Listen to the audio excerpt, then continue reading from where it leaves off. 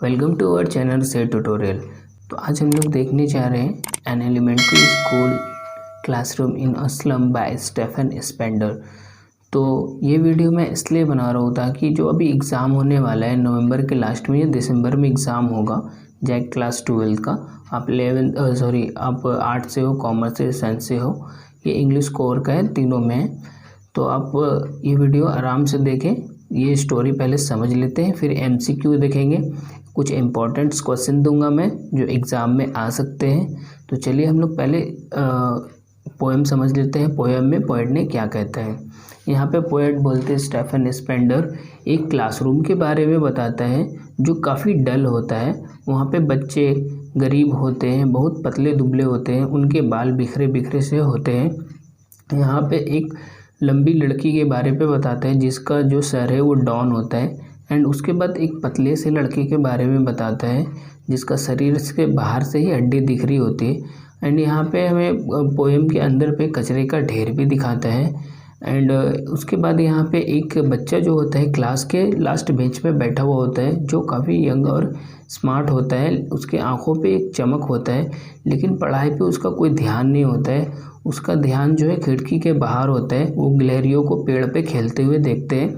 उसका जो मन है क्लास में नहीं रखता है क्योंकि क्लास जो है काफ़ी गंदा होता है। दीवारों पे लकीरें खींची हुई होती है, अजीब सी दीवारें होती है। घर जो है उनका वो एक झोपड़ी होता है, झोपड़ी में रहते वो लोग। आप लोगों ने देखा ही होगा स्लम का मतलब होता है गंदा जगह, जहाँ पे कचरे रहते हैं, झोपड़पट्टी रहते हैं। इस टाइप का मतलब इस टाइप के बच्चे जो है उसका भविष्य वहाँ पे अंधकार पे होता है। वो लोग को पढ़ाई लिखाई से उतना कुछ मतलब नहीं होता है। पढ़ना तो चाहते हैं, उनका भविष्य तो बहुत कुछ होता है लेकिन वो कुछ कर नहीं पाते हैं क्योंकि वहाँ पे साधनों की कमी होती है, रिसोर्सेस वहाँ तक पहुँचते ही नहीं है।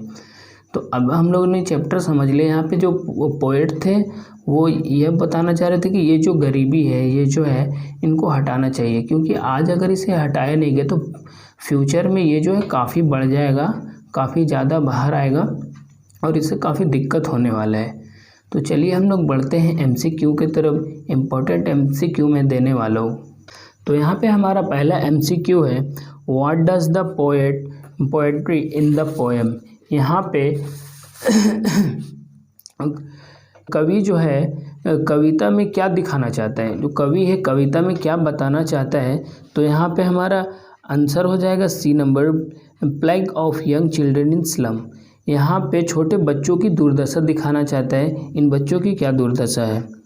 नेक्स्ट है हमारा question number 2, pick paras that the poverty and hopeless. इसका मतलब क्या हो गया, कविता में गरीबी और निराशा को दिखाने वाले शब्द चुने। इसका शब्द चुना, यहाँ पे कुछ शब्द दिए हुए, यहाँ पे टोटल 7 शब्द है, टोटल 7 वर्ड है। यहाँ पे हम लोगों को सिलेक्ट करना है। यहाँ पे ऑप्शन है A 2, 4 and 7, B 1, 3 and 5, 3, 4 and 6, D 1, 2 and D। यहाँ पे हमारा 5 है, यहाँ पे हमारा आंसर होगा D नंबर पे 1, 2 and 5 है। 1 में है स्लैग हीप। स्लैग हीप का मतलब क्या होता है, कचरे का ढेर। कचरे का ढेर हम लोगों को पोएम में दिखाया गया था। एंड 2 नंबर पे है स्पेक्टिकल ऑफ स्टील। वो जो चश्मा होता है, चश्मा स्टील का पहना हुआ होता है। एंड 5th नंबर है मैंडेड ग्लास, और ग्लास जो है फूटा हुआ होता है, टूटा फूटा हुआ होता है। चलिए नेक्स्ट क्वेश्चन पे बढ़ते हैं। A child in the slum experiencing the dreary life would have the least access to. इसका क्या मतलब हुआ, झोपड़ी में रहने वाले एक बच्चे को सुनसान जीवन का अनुभव सबसे कम होगा। किस चीज़ का अनुभव सबसे कम होगा, तो एजुकेशन का अनुभव सबसे कम होगा। यहाँ पे हमारा D नंबर आंसर है। चलिए नेक्स्ट क्वेश्चन की तरफ बढ़ते हैं। Pick the option that best describe the word pallor as used in the given line. The hair torn round their pallor. तो यहाँ पे हमारा आंसर हो जाएगा हेल्थ। वो जो बच्चे हैं, क्वेश्चन क्या था, बच्चों का चेहरा जो है वो पीला पड़ चुका था, उनके चेहरों पे बाल आ चुके थे। तो किसके कारण, हेल्थ के कारण।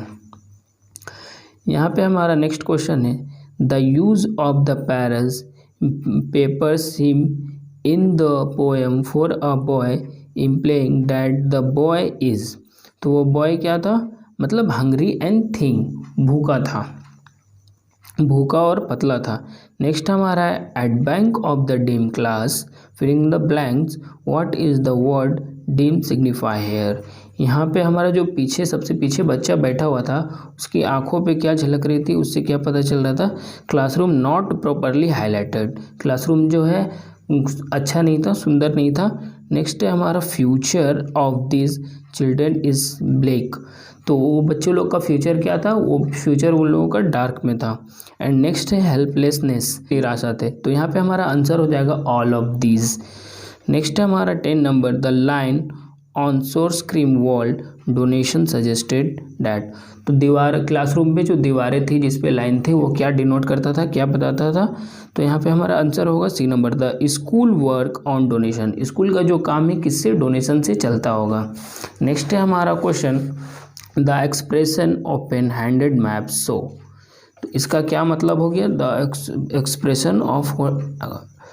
एक्सप्रेशन ओपन हैंडेड मैप, खुले मैप जो है वहाँ पे एक मैप लगी हुई होती है दीवार पे, वो क्या बताती है, वो बताती है the lack of mean which allow the slum children to get out of a slum.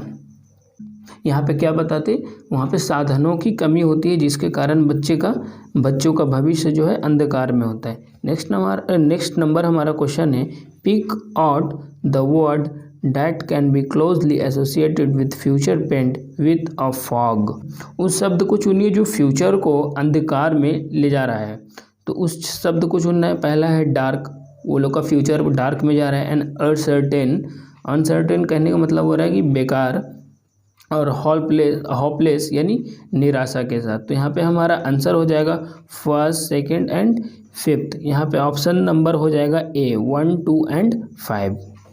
And last हमारा क्वेश्चन है the image produce with the line in a narrow street is settled in with a lead sky of, तो यहाँ पे हमारा question का क्या meaning हो गया, ऐसा झोपड़ी जो फीके रंग के आसमान से ढकी हुई थी। तो यहाँ पे हमारा आंसर हो गया फर्स्ट नंबर पॉल्यूशन। तो आई होप आपको क्लियर हो गया होगा ये। तो चलिए जैक 2021 में जो क्वेश्चन आया था वो 2 क्वेश्चन में बता देता हूँ, सिर्फ 2 क्वेश्चन ही आया था इस पोएम से।